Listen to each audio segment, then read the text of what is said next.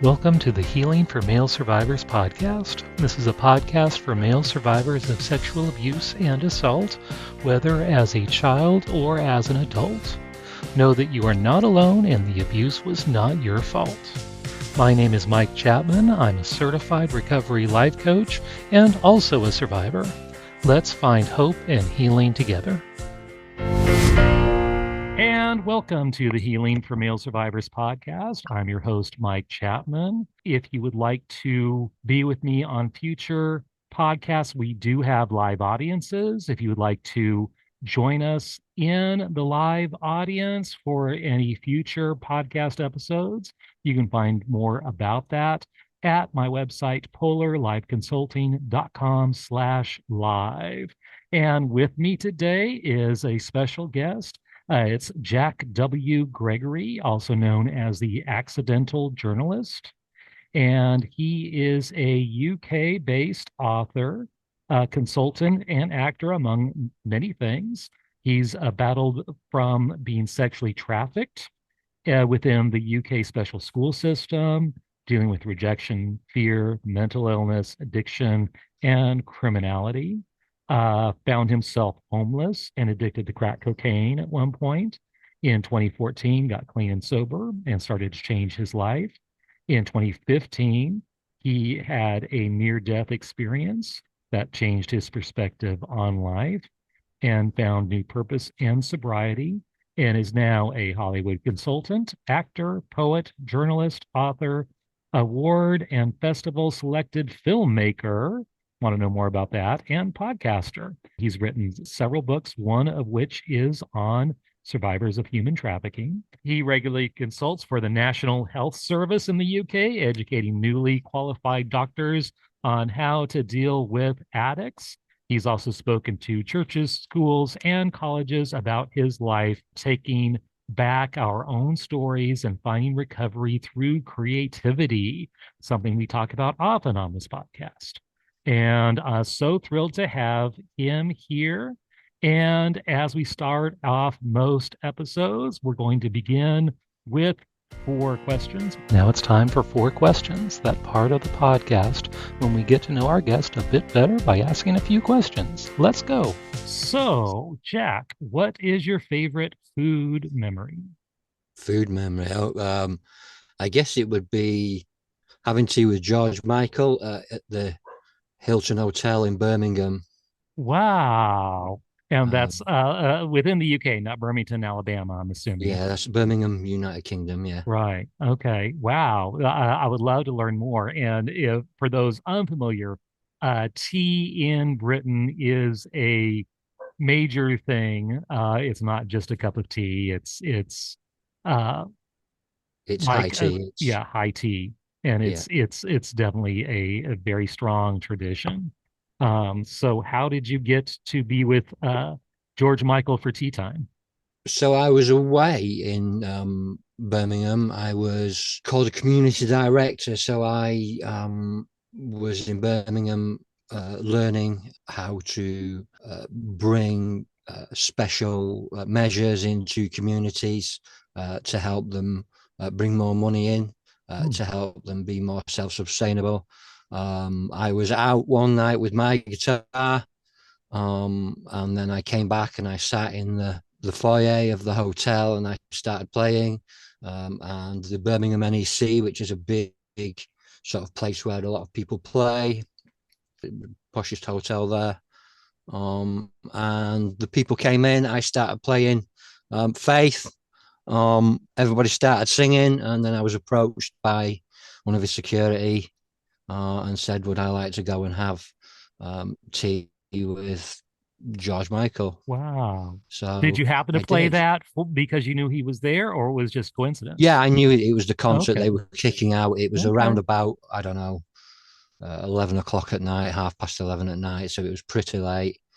Right. But I guess he was on a different um, time clock. So, Oh, you know, tea, yes. scones and things like that. It was kind Right. of nice.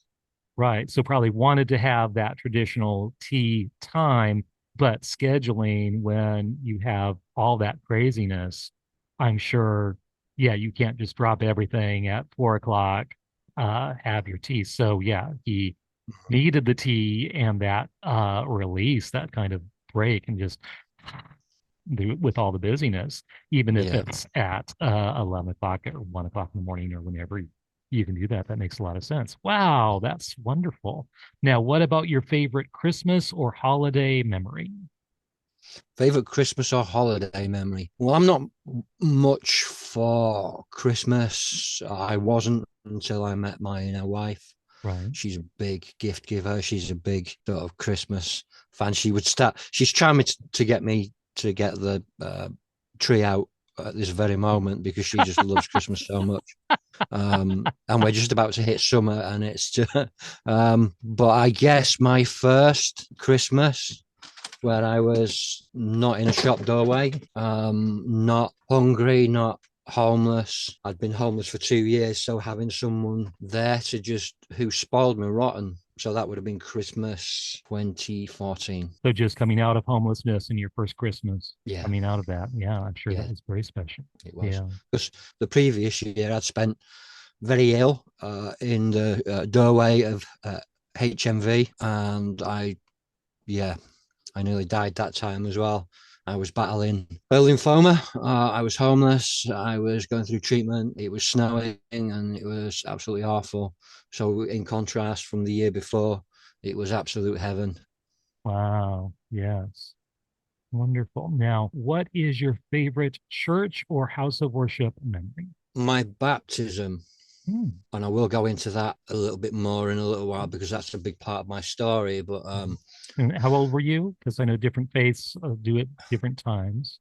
so this was 2015. Okay. So obviously as an adult. Okay. As an adult, 2015, I gave my life to Christ in hospital. Oh, I've been healed in the 27th of June 2014. I got sober. I woke up in a crack house and I haven't used a day since because God really did his work on me when I was asleep. I'll go more into that as well. It was my baptism because I was baptized with the son of the man, the doctor, the specialist who saved my life in hospital just a few months before. wow. Yeah, that made it extra special. Wow. So you were able to share it with someone who was close to you. Yeah. Yeah. Yeah. I remember my baptism was, I was still in high school. And yeah, very good experience for sure. Very memorable. What is your favorite scripture or any inspirational quote that has helped you on your spiritual journey? And what about it speaks to you? Romans 12:20. Mhm. It's followed me around my whole life. Even before I became a Christian, even when I was dabbling with Islam, when I was dabbling with other sort of religions, Mhm. when I was homeless, when I was in criminality, this verse just kept following me around, and it's Romans 12:20, um, because I've always had a vengeful heart.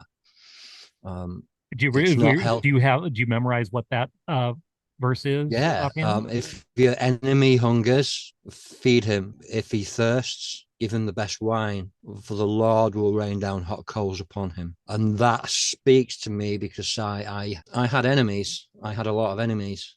People that wanted to see me hurt, people that I wanted to see hurt. It helped me sort of move into learning about forgiveness. That and Isaiah 39 40, is it? Even the young grow weary and weak, they will rise on wings of eagles. Mhm. That verse, that followed me around a lot when I was a kid because I grew up in a what's called a culturally Christian Right, community.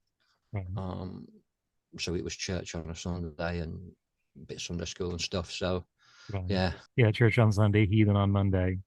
yeah, Yes, there's a lot in the U.S. that are like that too. That yeah. yeah, they Well, put on church their on Sunday Sunday, heathen on best and then Sunday. they take it off, and the rest of the week you couldn't tell the difference. Um, Yeah. yeah, that's so. Yeah, that's a lot of countries like that. So wonderful. So now, tell me about your story. I know you got a lot in there. But I know being trafficked sounds like part of your story, and abuse is part of your story. As much as you're able and willing to tell, Yeah. you don't have to get overly graphic, but whatever you No. feel like is important to know. And then uh, as you go, and I know a lot of people will jump around in their stories. I know I do because of how Yeah. things get uncovered and so forth. So, however you want, but then lead into your healing journey as well and what things have worked for you to help with your healing and what things haven't worked for your Yeah. healing as well. And then would love to hear more about what you're doing these days. And it sounds like a Yeah. lot. Yes. So I guess I'll go back to the start, really. It's probably the most natural place to go. So I was born in Scotland, Glasgow, Scotland in 1977, and moved down to England when I was around about 6 months old. Of course, this was unknown to me. And I grew up in a small mining town that was surrounded by other mining towns. And within those communities, there were market communities. So it was all, they all thrived together. They were all part of the same because the miners used the markets made the money, they served the miners and the families. But I grew up in my dad was a railwayman, so we weren't really affected by the strikes because in 1983, 1984, 1985, our Prime Minister Margaret Thatcher, in her evilness, I would say, decided that it would be cheaper to buy coal from South Africa and France rather than the communities like Yorkshire and Northern England. Northern England, it was a hard place to grow up. So the mines began to shut down. I was taken to school on the same bus that they would take the scabs into work. Not that I like that word, but it's what they were called. These were men trying to feed their families. I get it. There's still a lot of bitterness. A lot of these towns have still never recovered. Right. 40 years later, they've never recovered. So I was like 7 or 8 when that happened. I was always the shy kid, the weak kid, the meek kid, the weird kid that the other kids loved to tease. I liked films because I could lose myself in them. I was emotionally challenged, let's say. I was neurodivergent in the days when nobody knew what neurodivergence was. Right. ADHD wasn't a thing. Autism wasn't really a thing. Dyslexia wasn't a thing. I couldn't read or write properly. So I was seen as thick, stupid, and I was treated as so. I was what we call mollycoddled, spoiled. I was spoiled. I got what I wanted. So on my 8th birthday, I had a really nice day. We had tea, proper high tea.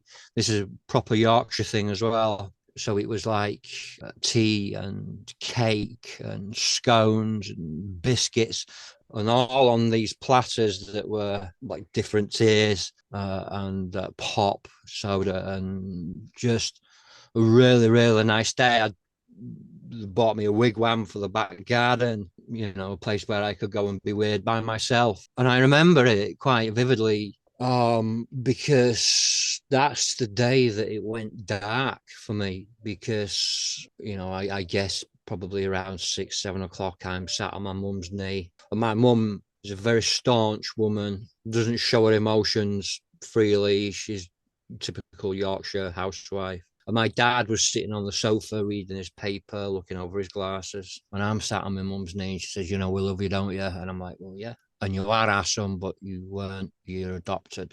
And what that means is that your real mum couldn't look after you. Now, I guess for most people, when they're hearing this, they would hear, well, I've got a family now, somebody that loves me. I didn't hear that. All I heard was I wasn't wanted by somebody. Right. And that's when the darkness really sort of set in for me. So here I am, 8 years old, having this existential crisis because I didn't know who I was. Right. I fell into this fantasy world, this world of film, this world of television, this world of lies. I began to lie, and I began to lie very well. Hmm. And that set me up for a career as a hustler for a while, as on the long some of the long con teams in the north of England, and Okay, when you say I just hustler, what exactly do you mean? Because that can have several connotations. con man, Okay. So just confidence artist. right. So trying to con people out of money or whatever. Yeah, yeah, but as part of a team. Okay. So if you've ever seen Hustle or anything like that, it's that sort of thing. I was a bit part player. I was a quite a good actor, which is, I guess, why I fell into acting later in life. But I could hold a story for quite a long time. Hmm. I was still quite meek, mild. They sent me to a special school because I couldn't do well. I managed grammar school, and then I managed to push my way through a year of high school. And they went, well, it's just too stupid to do this. He is not going to get anywhere, because I didn't yet know my way of learning. Right. So I was put into the special school system. And because I lied a lot, and I lied about things about who I was or where I was going. And it was almost pathological, but it was a trauma response. I hear dogs. Dogs are, That's my daughter's dog. Yeah, she's got a puppy. She brings it on a oh, weekend. I do apologize. no problem. Um, I became a target. I became a target for the other kids. I became a target for unscrupulous adults Right. within the system. I'm not saying teachers specifically. I'm saying people that were involved in the special school system, what you would call, I guess, appropriate adults. That's when the abuse began, really. I liked to drink. Hmm. I liked to smoke cannabis at a young age.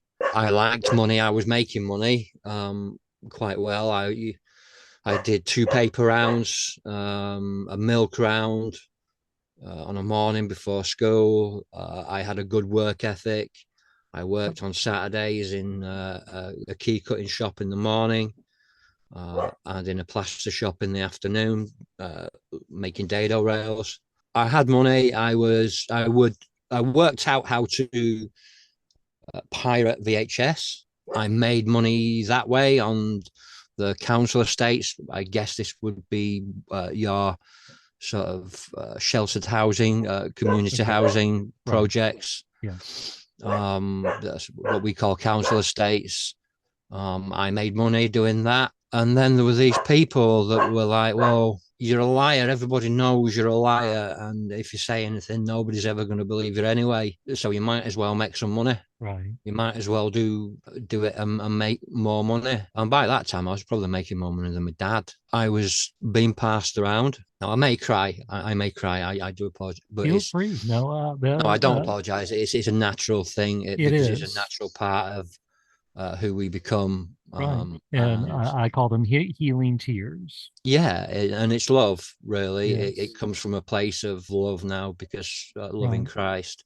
But yeah, I was passed around. I was used sexually. Still to this day, I try and stay clear of stationery cupboards.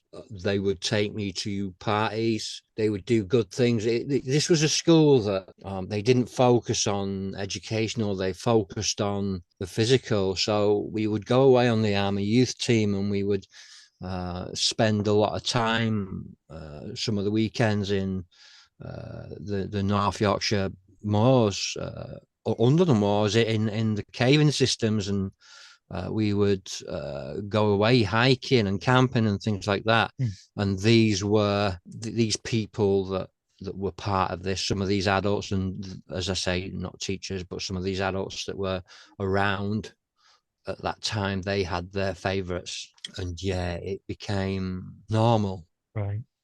It became, I guess, part of me.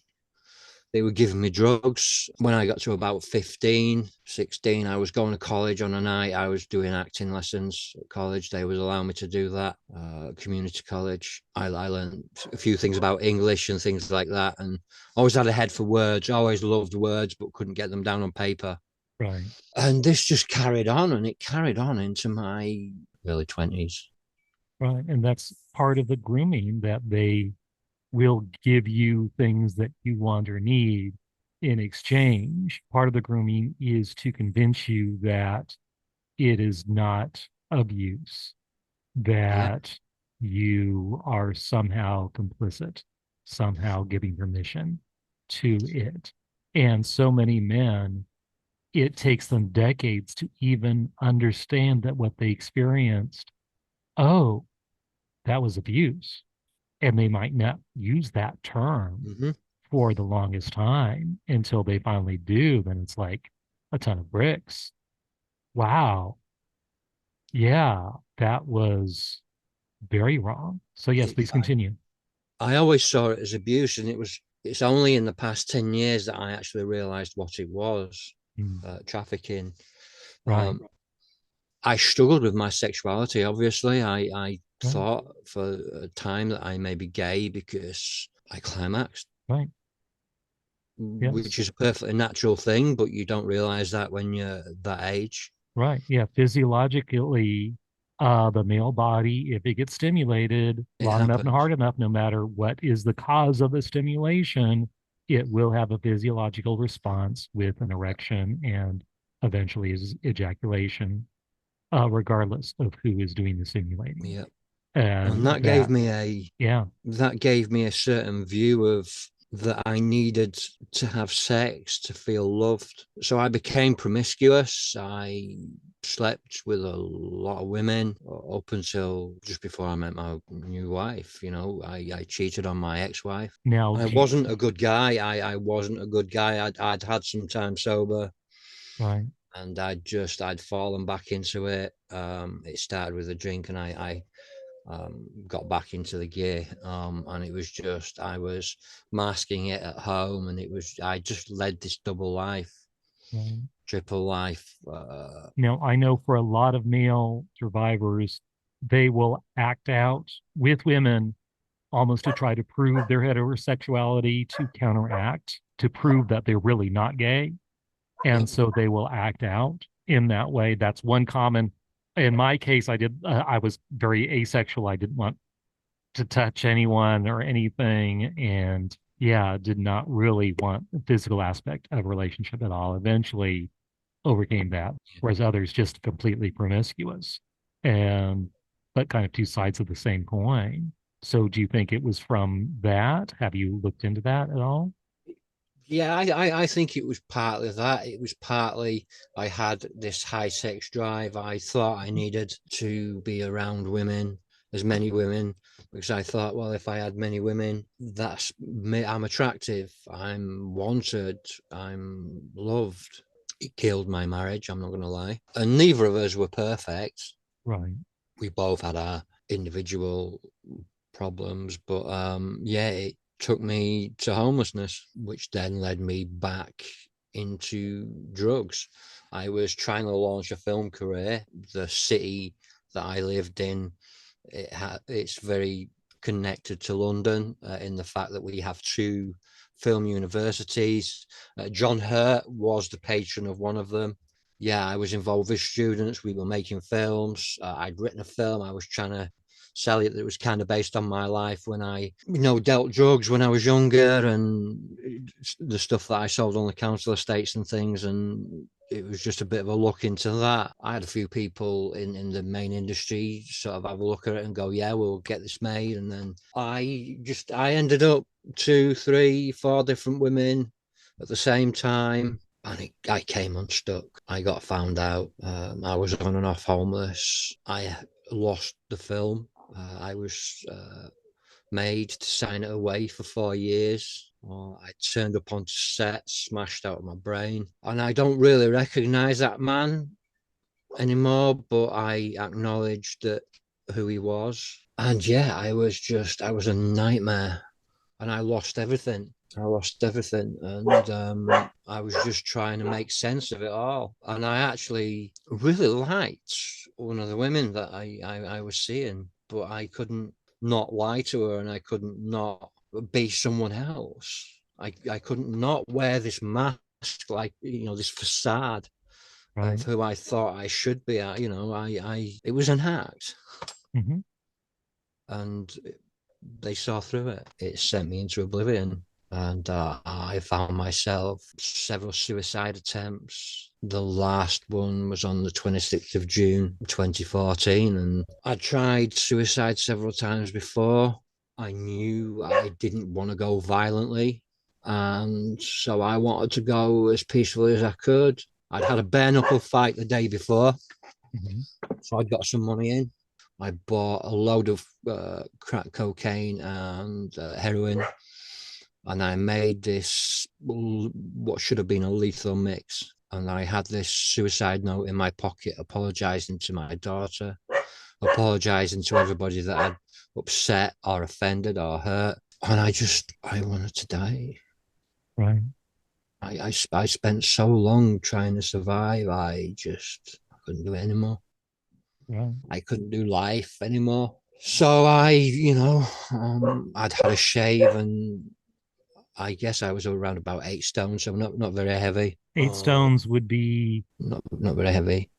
I was emaciated. I didn't eat a lot or anything like Mhm. that, but I'd clean myself up a little because I didn't want to be found Right. looking dogged. I didn't want that for him.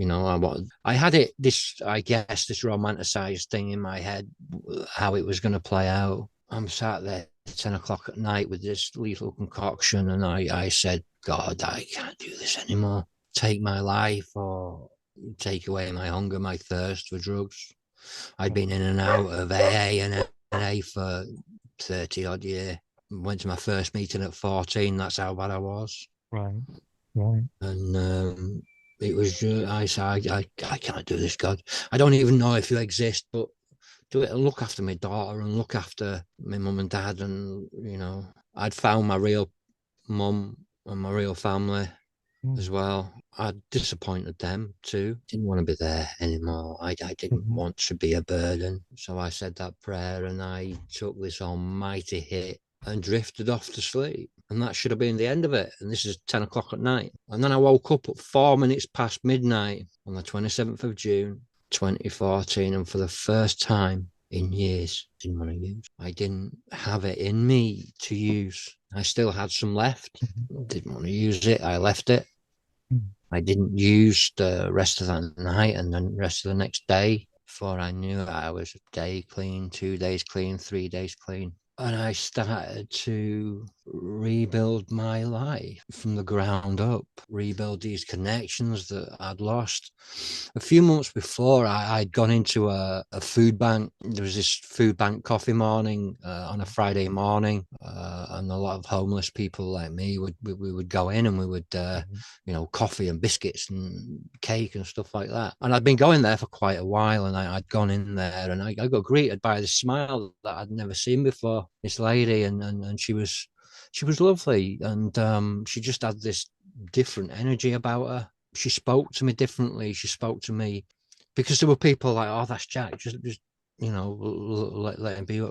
But the truth was that I was going to kill myself that day. I'd had a note in my pocket, and I'd gone in there, and I was going to have something, get some food and maybe tap a few cigarettes to get me through the day. But this lady, she was really nice, Joanna, Joe, her name was, and she had a baby with her. He wasn't very old. He was only a few weeks old. She'd been living in a shelter, and she was volunteering there. And we got talking, and despite being told not to, she took me for a meal that day, and she bought me tobacco, and she sent me away with a bag of food. And I just thought, well, okay, I'm not going to do it today. But obviously, a few months later, it led me to that. I'd been home earlier that month for funerals. I'd lost people. Mm. I'd been talking to the lady that I'd met on Facebook on the way back. I was drunk on the train, but we were talking, and this was only sort of a week or so before I would attempt to take my life. I knew of God. I didn't know God. Mm. I knew of Jesus. I didn't know Jesus. And I'd been healed miraculously. So Right. I'm jumping about a bit here. On that night, I'd been healed miraculously. I didn't want to use, which was alien to me, Right. totally alien. And I didn't really know. And I loved God for that, but I didn't want to accept Jesus into my heart because I knew I would have to do something. I thought that if I took Jesus into my heart, I would have to be a good boy all of the time. And I still wanted the option to be a little bit naughty, and I couldn't do that with having Jesus. This is how I thought. I know this is not Right. how it is, but this is how I thought. And then I met up with Joe, and we got together in the, I guess, August, September of that year. And that was my first Christmas, as described. Mm. And This is who eventually you ended up marrying. yeah, yeah, Mm. yeah, that woman is now my wife. Oh, so that's the same. So Joanna, who was Yeah, working in the homeless shelter. Wow. Okay. yeah, that woman is now my wife, and we've been Wow. married for 5 years Yeah. this year. And I'd started going to this church that was in a school, Mhm. the local high school, on a Sunday, and the people were nice, but I was, I'd had this bit of success, let's say, but I was still a dishonest person. And I was saying I'm going to be all these things, and they're like, "Yeah, okay, Jack, yeah, okay, we love you, we love you, keep coming, we love you." And then I'd even started to put a bit of weight on, put a nice bit of timber on. She was feeding me, and Mhm. 3 meals a day, 4 meals a day, and stuff like that. And then the January, I started to get ill. I started to lose a lot of weight. Every time I would breathe, it felt like I had metal in my lungs. I'd gone down to about 75 pound, I guess. There are pictures out there that you can see of me just totally emaciated. February, I was just getting iller and iller and iller. And then the March 2015, I'd picked my daughter up from her mum's after school to bring her back to the house. We live in a town about 9 miles away from the city. This town has been a part of my making. This town has been a godly town for me. Beautiful town called Wyndham. The people in this town has just been absolutely amazing. And I got ill. I picked her up, and we walked 100 yards, and every single bit of breath came out of me. I couldn't breathe. I didn't want to scare my daughter. She was only 7 at the time, I guess. 7, 8, maybe. I managed to compose myself. I'd not been able to eat properly for days. I was surviving on prayer, paracetamol, and caffeine. At night, it would get so bad that I would shake so hard. I would go hot and cold inside, and I would get these jitters, and I would shake so hard I would take off the bed. Mm. The Saturday morning, I felt a bit better. I took the kids, me, 5 kids in tow. Love the kids. I would take them out on every Saturday for tea and cake, Mm. because that's a Yorkshire thing to do, Right. even though we're in Norfolk. I managed a bacon sandwich, and I managed coffee, and I felt better. 8 o'clock that night, I just deteriorated more and more and more. And I said to my missus, I said, I think I'm going to have to go to the hospital tomorrow if I don't feel any better. I didn't sleep that night. I was just so bad I could barely breathe. What I now know to be the death rattle. I was dying, and I didn't know it. I rang my ex-wife, and I said, "Look, I know I said I'd bring her back, but can you please come and get her? I really don't feel well. I'm going to have to go to the hospital. I'm going to have to ring an ambulance." She said, "Don't ring an ambulance. Don't scare her. I will come and get you. I will take you to the hospital. Mm. Just give me an hour or so." Because the way that she saw it, she wanted our daughter to see me get out of the car and tell her I was going to be okay. That I was just going to go get checked out. I got in there at 4:30 in the afternoon. By 7:30, I was dead. Mm. I stopped breathing for 4 minutes. I died. I died. I was shown hell, Mm. and it wasn't a place of embers and ashes. It wasn't a place of heat. It was a place where I was just truly away from God, because that is hell. Not being able to hear God, because I'd learned to start hearing God, and I could no longer hear him. And it was like life had got darker, and I was walking around this hospital, but it was empty. it was empty and dark, and I walked the exact journey that I knew it to be, from the wards to the outside. And I got outside, and there was bodies just stacked and on fire, mm, and there were screeching birds, and I felt condemned. And in between that, I was seeing flashbacks of my life, everything that I'd ever done wrong. mhm, And then I had so much guilt and so much shame. Everybody that I'd ever hurt, every lie that I'd ever told had come back to haunt me. Now, I was only dead for 4 minutes, but it felt like months. right, And when I came back and they brought me back, um, I was broken, mm, more broken than I'd ever been before. I was sober, but I was broken. But the drugs they had me on, the anti-infection drugs, you see, I had tuberculosis because of the life that I'd lived. I oh, had type 2 double pneumonia, type 2 lung failure. I had pleurisy. I'd had this environmental illness that they hadn't seen in about 30 years. wow, Any contact I had with anybody, they were in full contagion suits. mm, And this is not fantasy, this is reality. right, My partner refused, she came. The lead elder of our church knew I was scared, didn't want to scare me, mm, wouldn't even wear a mask. mm, This is pre-pandemic, but right, I was convinced. I became convinced that I'd caused a pandemic of super virulent tuberculosis, and people were dying outside my hospital room. My mind was broken. I was under so much spiritual attack. right, The drugs they had me on were hallucinogenic, but not mhm, only visually but audibly. So there was no wonder I was broken. right, I wouldn't eat because I thought that I'd caused this end of the world. I thought that they were replacing some of the people that had died with these clones, my daughter being one of them. mm, I was scared. I wouldn't speak. And when I wanted to communicate, I would scream, I would attack, I would lash out. But through it all, there was Grantley Watkins, who's the lead elder. He would come in and he would pray for my soul. He was told they were going to lose me again. And there was a doctor, a young female Asian doctor. Now, I know that in some of your hospitals, you're allowed to pray and your doctors are allowed to pray with you. mhm, Here, that's illegal. really, Here, that gets you struck off. mm, You cannot be a doctor or a nurse.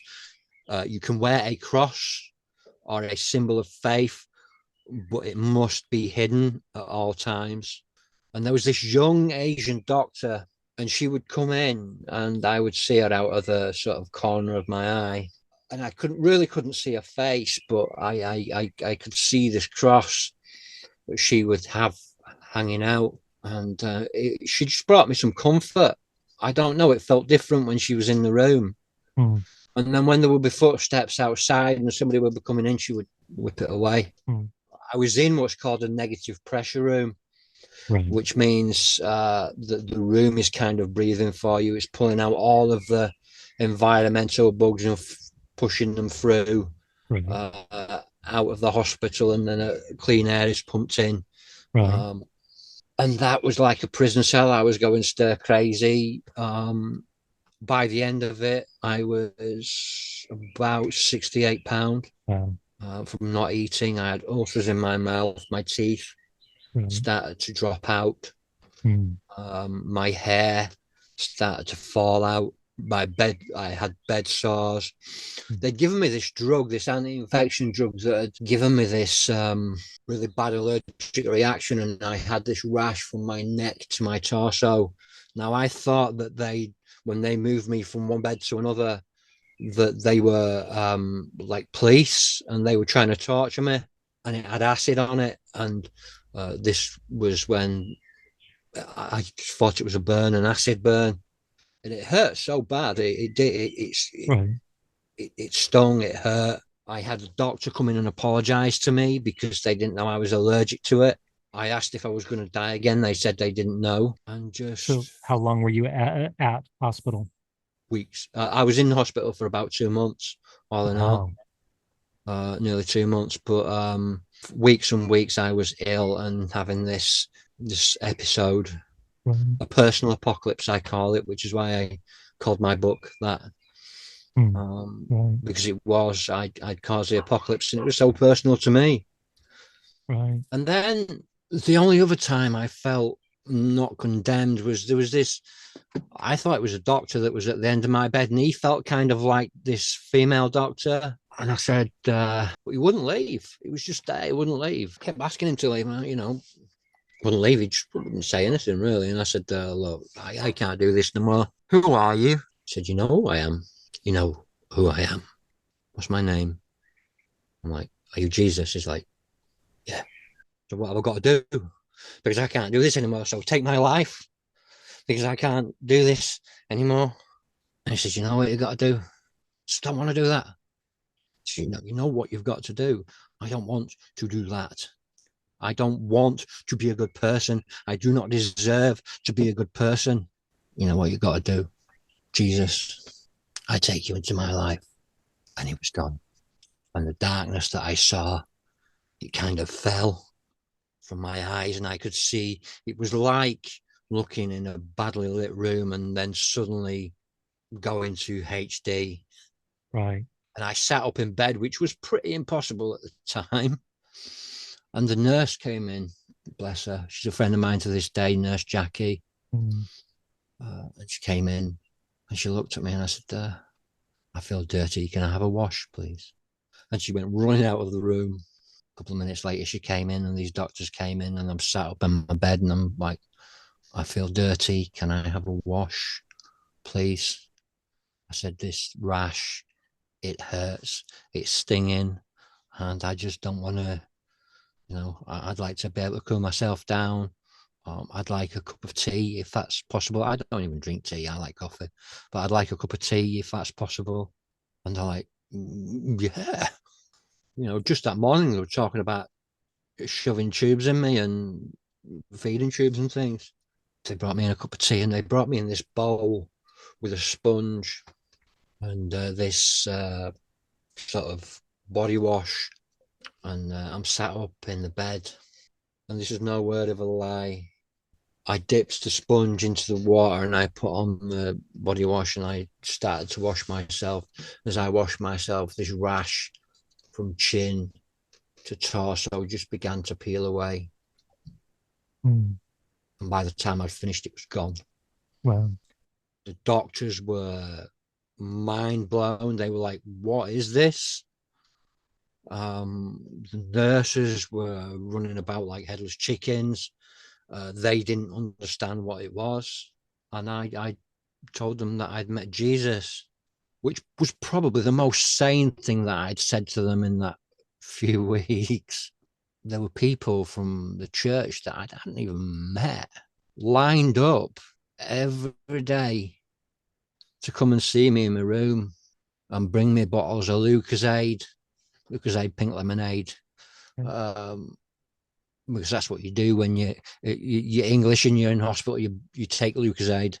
Okay. I don't know why, but that's what you do when you're poorly. And they were bringing me in sweets. I'd had a job before that I'd got before all this had happened, and I got made redundant while I was in there to add insult to injury. But I'd got a bit of a payout, and the doctor said to me, "I said, can I go home?" And I went, "Not like this. We need to get you up to a healthy weight. So if you get up to 8 stone in the next couple of weeks, you can go home." I said, "Right, challenge accepted." People were bringing me in sweets. They were bringing me in tins of spam.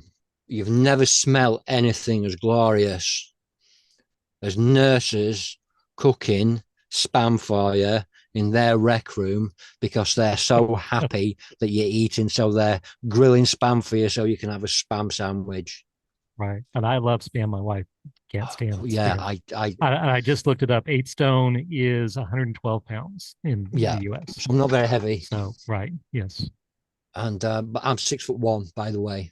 Oh, yeah. So that's significant. I know I'm Yeah, 6'2", and at my lightest was 165 in college, and I was yeah, very, very skinny yeah. at 165. So So yeah, they were bringing me. People were bringing me in sweets, yes, and which is 12 pound, 12 stone. So I was 12 stone. 12 stone at 6'2". Yeah. So they said that if I could get up to that, I could leave. So I said, challenge accepted. So they were bringing me my breakfast.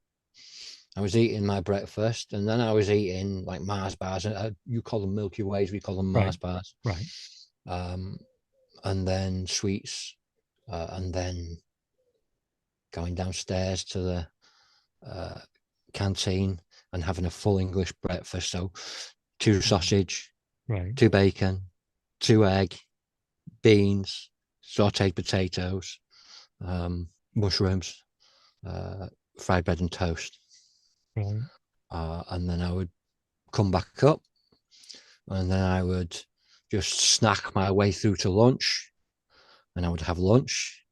And then an hour or so later, I would go down and I would have a second lunch down there, dinner, second dinner, and then at tea time, I would do the same. I would have theirs, and then but I would wait a couple of hours till about 7 o'clock, until like visiting hours were coming to an end. And then there was a pizza shop just at the other side of the estate where the hospital, and they were doing 2 for 1 12-inch pizzas for £9.99.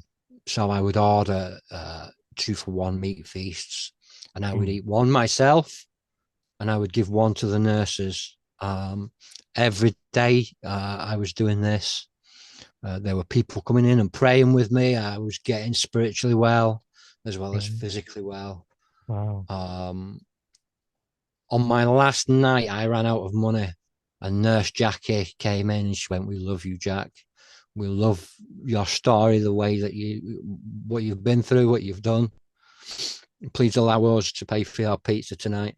And they paid for the pizza. They got one, but yeah. And then I got out, and within a few weeks, I was being baptized. Please come back next week for the second part of my interview with Jack W. Gregory. See you then.